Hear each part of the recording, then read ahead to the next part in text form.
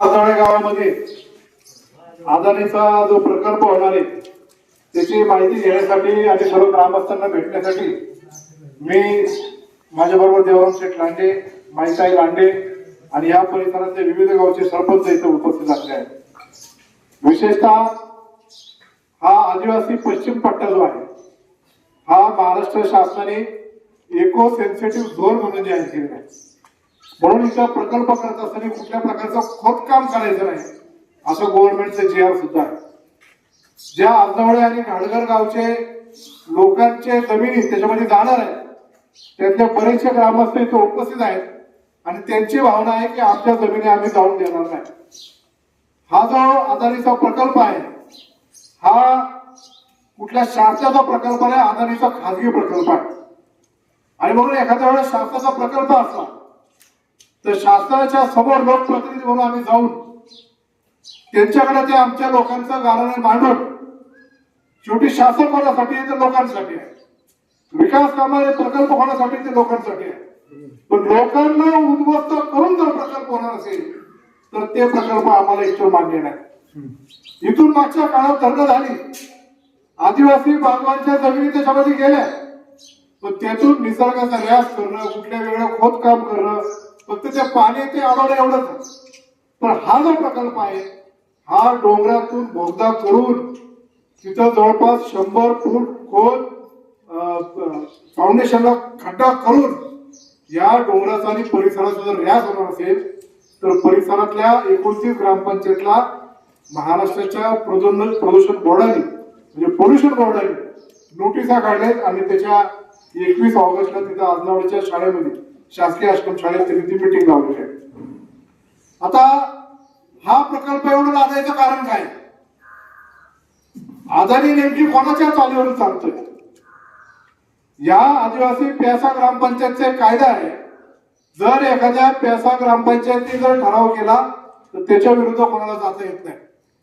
या आजवळे गावाने प्यासा ग्रामपंचायतचे अधिकार वापरून त्याचा ठराव केला. हा अदानीचा प्रकल्प आम्हाला अन्यायकारक आहे. अजूनही आम्ही निसर्गाचं जतन करणारे, डोंगरदऱ्यामध्ये राहणारे आमचा बोळागावला आदिवासी माणूस, त्याला अजून वीज नाही, त्याला आरोग्याच्या दवाखाने जरी उभे राहिले तरी दुर्गम भाग असल्यामुळे डॉक्टर इथं राहत नाही.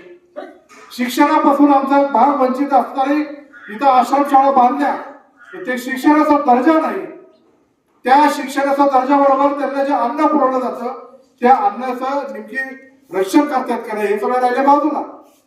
दळणवळणाच्या साधनं राहिली बाजूला. आमच्या मानिकगाव धरणाच्या पोटबंधाऱ्याचे पाण्याचं ते राहिलं बाजूला. आणि हा विजेचा प्रकल्प कोणासाठी करायचा? अहो आम्हाला तिथं वीज नाही, आमचे तिथं रस्ते नीट नाही आणि अदानीच्या प्रकल्पासाठी जर एवढी दादागिरी करून आमच्यावर जर हा लादणार असेल तरी आम्हाला मान्य नाही. लोकांच्या भावनेशी या तालुक्याचा लोकप्रतिनिधी म्हणून मी सहमत आहे आणि त्यांच्या पुढे 2 पावलं मी चालणार आहे. फक्त सर्वांची भावना मी लक्षात घेतली. आता इथं आपल्याला रोडमॅप ठरवायचं की काय करायचं. 15 ऑगस्टला विशेष ग्रामसभा जी असते ती शासनाने निर्मगित केल्याप्रमाणे ती शासनाची ग्रामसभा असते, शासकीय ग्रामसभा आहे. त्या 15 ऑगस्टच्या आत प्रत्येक गावाने विशेष ग्रामसभा घेतली गेली पाहिजे. त्या प्रत्येक विशेष ग्रामसभेला जिल्हा परिषद सदस्य म्हणून माईताई लांडे आणि पलीकडच्या जिल्हा परिषद सदस्य सोनाताई दाभाडे या दोघींनी प्लॅन करून 1 ऑगस्ट ते 15 ऑगस्ट आपलं एकच काम करायचंय की त्या विशेष ग्रामसभेला उपस्थित राहायचे. त्या 31 तारखेला आजनावळ्याच्या शासकीय आश्रम शाळेमध्ये ते मीटिंग लागेल तेव्हा त्या गावच्या लोकांनी त्या मीटिंगला बहुसंख्येने उपस्थित राहायला पाहिजे. विशेषतः आपल्या आजनावळे आणि घाडगरच्या आदिवासी बांधवांचं रक्षण करण्यासाठी. पोल्युशन बोर्डासमोर आपल्याला नेमकी काय हरकती नोंदवायच्या? या प्रकल्पामुळे आपल्या गावांना म्हणजे आजनावळे घाडगर तर आहेत पण आजूबाजूच्या परिसरातल्या ज्या गावांना नोटिसा आल्यात त्या गावांना या निसर्गाचा काय त्रास होणार आहे हे त्यांना समजून सांगणे गरजेचं आहे. आता हा सह्याद्रीचा डोंगर पट्टा जिथं बहुतांश जुन्नर, आंबेगाव, अकोले परिसरामध्ये आदिवासी बांधव राहतात तर प्रत्येक ठिकाणी भूस्खलनचे प्रकार वाढलेले आहेत. का तर ही जी सह्याद्रीच्या रांगा तयार झाल्या त्यानंतर इतक्या उन्हाळ्यात पावसाळ्यात त्यांनी खाल्ले आणि दगड माती आता खचत चालली, डोंगराला भेगा पडत चालले, भेग मोठी होत चालली आहे, माती जमीन सोडत चाललेली आहे आणि भूस्खलन होऊन गावच्या गाव खाली गेला अशी परिस्थिती झालेली आहे. त्याचा एक प्रकार आपल्या शेजारी माळीण या गावामध्ये घडला हे आपण पाहिले आहे. मागच्या 8 दिवसापूर्वी माळशेज घाटामध्ये काय प्रकार घडला तो आपण पाहिलाय. तिथं जमीन सरकत चाललेली आहे. तिथल्या करांजळ आणि खुबी गावच्या लोकांना पण मला फोन आले, साहेब आमचं गाव असा तो रस्ता जरी खचला असेल तर अजूनही माती खचत चाललेली आहे. मग या प्रकल्पामध्ये एवढ्या मोठ्या प्रमाणामध्ये ब्लास्टिंग करणं, खड्डे घेणं, एवढा बोगदा करणं, एवढं जर होणार असेल तर या डोंगर पट्ट्याचा ऱ्यास झाल्याशिवाय राहणार नाही. हे त्या गावच्या लोकांना पटवून सांगितलं पाहिजे. हा प्रश्न फक्त आचवड्यात गाडगरचा नाही तर संपूर्ण मीना खोरे, कुकडी खोरे आणि त्याचबरोबर पिंपळगाव दोघेचं खोरं, तळेरांचं खोरं या सगळ्यांना त्याचा त्रास व्हायला आहे. म्हणून माहिताईंना माझी विनंती असणार आहे, 1 ऑगस्ट ते 15 ऑगस्ट पर्यंत या सगळ्या गाववाल्यांशी संपर्क साधून विशेषतः आंधवळे गावचे तुम्ही सर्वजण तरुण तुमची एक 7-8 जणांची सर कमिटी करा बांगर साहेब, आणि ही कमिटी करून माहिताईच्या नेतृत्वाखाली प्रत्येक विशेष ग्रामसभेला तुम्ही उपस्थित राहा. कारण प्रकल्प तुमच्या गावासमोर आहे, आमच्या गावाचा आणि आमच्या जमीनवाल्यांच्या विरोध आहे.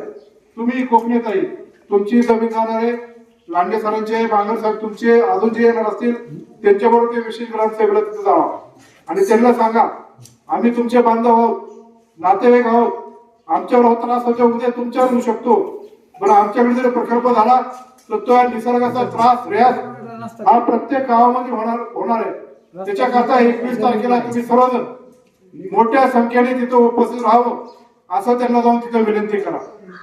आणि त्या मीटिंग मध्ये जेव्हा ती मीटिंग घडेल तेव्हा 21 तारखेला माझ्या सर्व आदिवासी बांधवांचं नेतृत्व करण्यासाठी स्वतः अतुल बेनके आणि मग आजारीचा बाप जरी आला तरी आम्ही हा प्रकल्प होऊन देणार नाही. हे माझा सगळ्या आदिवासी